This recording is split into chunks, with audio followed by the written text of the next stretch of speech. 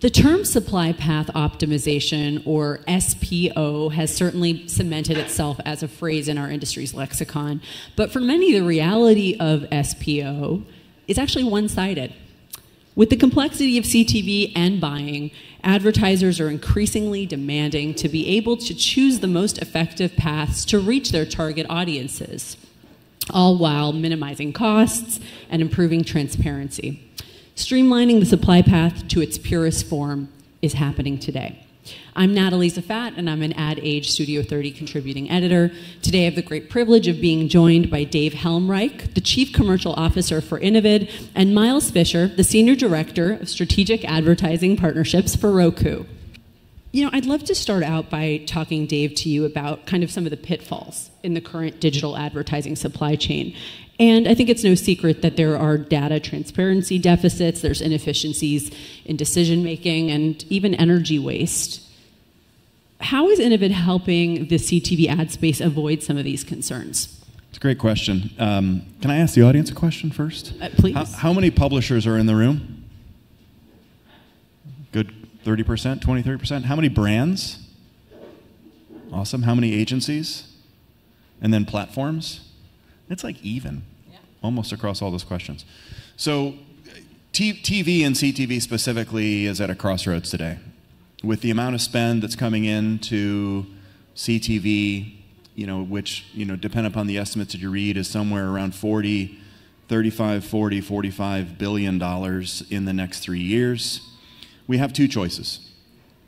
As an industry, we can take all of that inflow of spend and consumer attention and time shift and share shift and push all of that inventory into a programmatic stack that was built for the display ecosystem, which is millions upon millions upon millions of sites. Or we can treat CTV as a premium asset and premium inventory and think about it differently.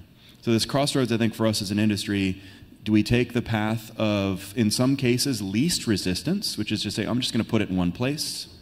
I'm going to make it all biddable. I'm going to make it all in the programmatic stack plus all the taxes associated with that. Or do we treat it differently? And we believe, when we look at the stats, 70% of CTV today is not biddable. And as a result of that, we have the opportunity today to treat it differently to benefit all of us in the room. Miles, I wonder if I can pivot to you for a moment. Roku, certainly a publisher and a platform, I think has some unique perspectives on some of these challenges. What are some of the barriers to efficiency you're seeing with your advertiser and publisher partners? Yeah, great question, and thanks for the purple mic. I think for us, we're in a unique position as a publisher and a platform, as you mentioned, because this idea of a healthy ecosystem means a lot to us, right? Roku's in 80 million homes. 1 of every 2 CTV impressions is actually served on a Roku. So while we're out talking to brands and agencies, we're out there talking to them often as both a publisher and a platform. And that means when we're talking to them, we want them to buy our inventory, but we also need to create a place that is allowing the other publishers on our operating system to monetize effectively. And when we're in an ecosystem that is buying, transacting, and selling in a legacy way or in opaque ways, it means the partners on our platform are not monetizing as high as they can. And for us at Roku, we don't have a legacy linear business. We believe all TV will be streamed, and all streaming will ultimately be programmatic. Whether that is transacted in a reservation manner or biddable, that's yet to be seen, and we'll talk about some of that today. But for us, this is really all about getting as many dollars into the publisher's hands. Some of that is us as a publisher, and some of it's our partners. And that allows them to reinvest in content, which is what makes TV premium, right? And I think that's something we'll talk about often, is premium quality content on the biggest screen in the home. I'm going to circle back with you on that in a moment. Dave, I'd love to kind of talk about some of those friction points in the supply path. And kind of how Innovid is mitigating them. And then if I could add another layer to this for you, how is Innovid actually increasing the working media for its agency partners? Yeah, so it's a great question. And about 6 weeks ago, we launched an initiative called Harmony. And Harmony was not just about supply path optimization. It was around giving everyone in this room, as well as brands and agencies and partners and platforms, more signal on what's happening in all of the activation across all these largest screens in our homes. So what's happening in direct, what's happening in programmatic guaranteed, what's happening in PMPs, in programmatic direct, and even programmatic writ large. When you look at the data, and I said this before, 70% of TV today is purchased in a non-biddable environment. So in that environment, a lot of the decisioning is already happening by the tech stacks that are sitting on the publishers and the platforms and the content creators. So we found that if we actually make that path more efficient, or most efficient, if you want to think of it that way, we actually have been able to, for the buy side, increase working media in this transaction by 8%. So rather than going to ask for more budget or trying to go find more ways to generate more inventory, if you're a revenue person in the room like me, we can automatically give lift as part of this more efficient path. On the other side, to Miles's point, we also want to make sure there are more dollars to invest in content and premium content, and I selfishly want that season 2 of my favorite show.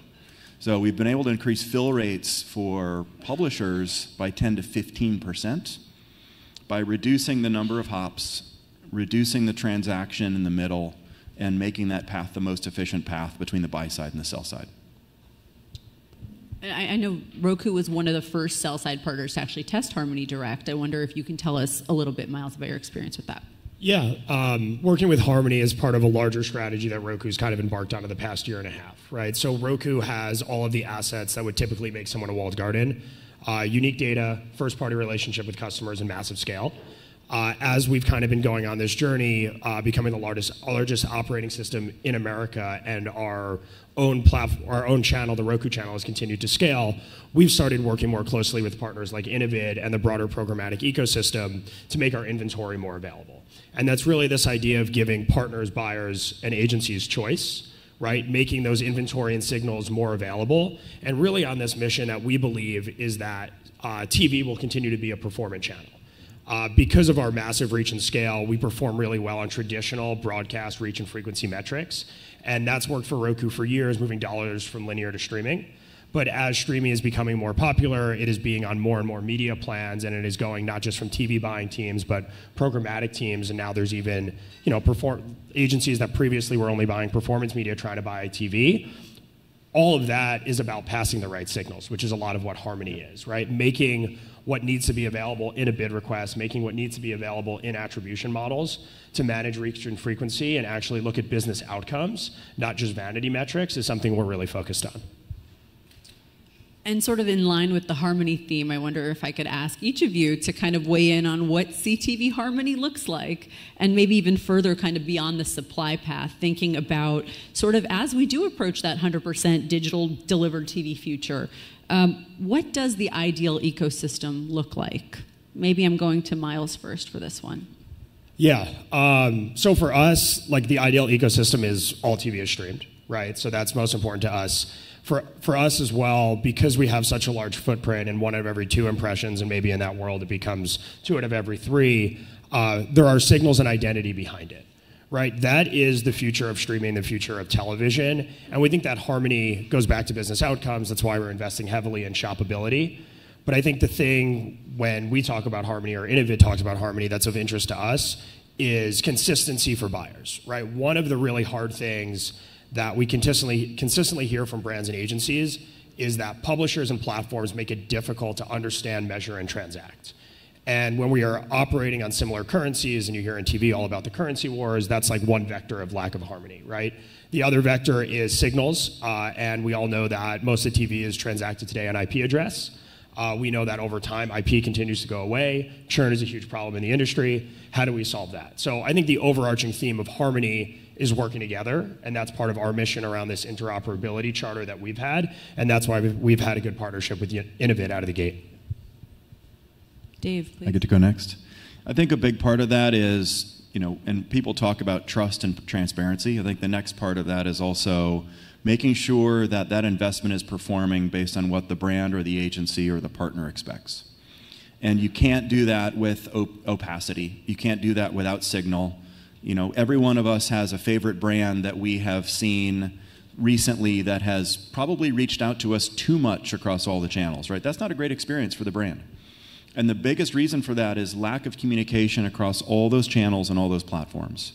So, for some of the largest brands in the world, we see all of that signal. I want to push that back to Roku. I want to push that back to where that data is actually being transacted on. I want to make all of it available in real time to make better decisions. That may be incremental reach. It may be frequency management. It may be, can I actually reach an audience with a different set of creatives that is performing better, whether it's a vehicle or a product or a good or a service? So Harmony for us is not only that transparency and reduction of opacity, but helping ultimately the buyers and the sellers better agree on those outcomes and performance metrics. Yeah, and I'll add one more thing to that, right? Like one of the issues with the industry is incentive alignments. If you go to a publisher and you say, hey, spend as much as you can until you hit my frequency, it is not in that publisher's best interest to give that money back to you and go invest in other partners. For us, as a publisher that owns the operating system, it's in our vested interest to share those signals to make a better experience on our operating system, where somebody who's watching on Roku and then like on a Roku operating system watches the Roku channel, watches Pluto, watches Hulu. If we can deliver a consistent ad experience where that user likes their ad experience on their Roku OS, and then if they go into their bedroom that might have a different operating system, they say, hey, why is this not as good? Then they'll go buy another Roku, right? Then we all have a better ad experience. Then the publishers are able to deliver better results. So that's why Harmony is important to us, not just as a publisher, but as the leading operating system. Well put. Obviously, last week, the upfronts wrapped. And I wonder if I could ask each of you to share some of your takeaways. Maybe this time, Dave, you're going up first. Sure. From my perspective, the upfronts continue to change. And there wasn't a stepwise change last week or last year. But we're hearing some different things that we haven't heard in the past in upfronts. We're hearing about outcomes. We're hearing about ways to actually measure performance. You hear things like clean rooms. You hear people talking about, supply path or what's the optimal way to get the maximum out of this investment. Those discussions continue to evolve. So for me last week, hearing clean room in an upfront and hearing outcomes in an upfront, it's encouraging because I think it continues to get the buyer and ultimately the publisher closer together in these negotiations. Yeah, I think clean room and performance came up. I think the other thing that was really important to us was around interactive and shoppability. I think that's something that a lot of the other publishers are out there talking about, and I think the thing that really stood out to me is the space that Roku and the other OEMs actually had at the upfront this year, and creating new ad inventory, right? So when you turn on the television and you're looking for content before you enter the app, the average consumer spends about 11 minutes a night looking for content. That's a pain. A lot of that content is in apps that don't have ad-supported environments. Apple TV, most of Netflix, most of Mac still don't have ads.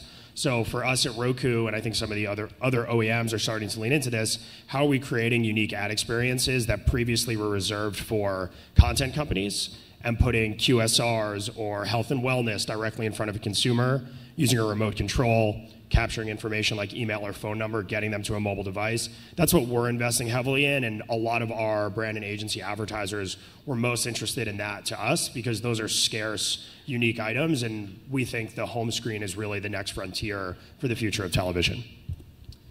We've got just a minute left, and I'm glad we do because, Dave, you said, I want to be able to have a season 2 for my favorite shows.